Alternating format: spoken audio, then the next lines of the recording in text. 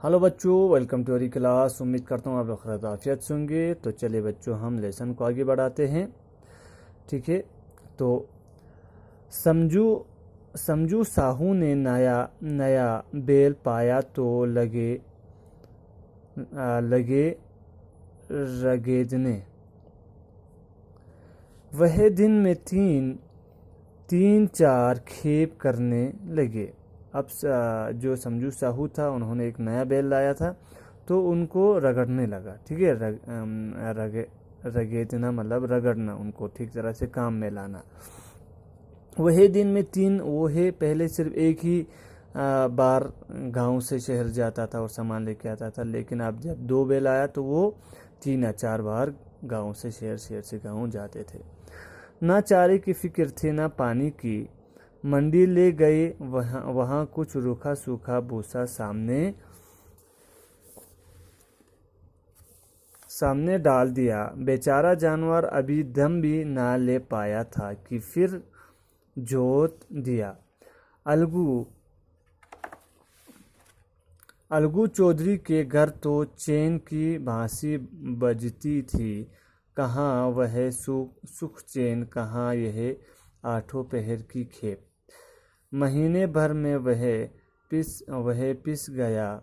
एक दिन चौथी खेप में साहू ने धुना बोझ लादा। तो क्या हुआ बच्चों, अब जो बेचारा जानवर था, उसको जब मंडी ले जाता था तो मंडी में वह जो समझू थे, वह रूखा सूखा क्या घास उसके सामने फेंक देता था। और इसके बाद वो उसको खाने के बाद थोड़ा आराम भी उनको करने नहीं देते थे बैलों को। और इसके बाद और वो मंडी से सामान ले जाके क्या करते थे, गाँव लाते थे। ठीक है। तो इसके बाद कहते हैं कि ये जो बैल था, उसको अलगू चौधरी के घर पे बहुत क्या था, बहुत चैन से रहता था वो लोग। ठीक है। लेकिन यहाँ जो था, उनका जो चैन और सुकून था वो छिन गया था। ठीक है। महीने भर में वह पिस गया। एक महीने में वो जो बैल था वो बहुत पिस जाता है, उससे बहुत काम लेते हैं। ठीक है, पिस जाना। एक दिन चौथी खेप में साहू ने धुना बोझ लादा। दिन भर का थका जानवर पैर न उठते थे। अब एक दिन क्या हुआ, एक दिन उस आदमी ने, जिसने बैल खरीदा था, उसने दुगना सामान उसके ऊपर डाला। ठीक है, गाड़ी के ऊपर। और बेचारा जानवर का तो पैर भी नहीं उठता था, ठीक है, चलने के लिए। पर साहू को जल्दी पहुंचने की फिक्र थी। उन्होंने कई कोड़े निर्दयता निर्दयता से बरसाया। बैल धरती पर गिर पड़ा और ऐसा गिरा कि फिर ना उठा। तो क्या हुआ, दिन भर थका जानवर जो था बेचारा, ठीक है, वो उठ नहीं पाया। और साहू क्या कर रहा था, साहू जल्दी पहुंचने की फिक्र थी उनको। और उन्होंने बैल के ऊपर क्या किया, निर्दयता मानी नीचे आपको दिया हुआ है, बेरहमी से जानवर के ऊपर क्या करते हैं, कोड़े बरसाते हैं। लेकिन बैल धरती पर गिर पड़ता है। बैल धरती पर गिर पड़ा और ऐसे गिरा कि वो उड़ नहीं पाते हैं। इस घटना को हुई कई महीने बीत गए। अलगू जब अपने बैल के दाम मांगते, तब साहू और साहू आइन दोनों ही इगलाते अंत संत बकने लगते। एक दिन किसी ने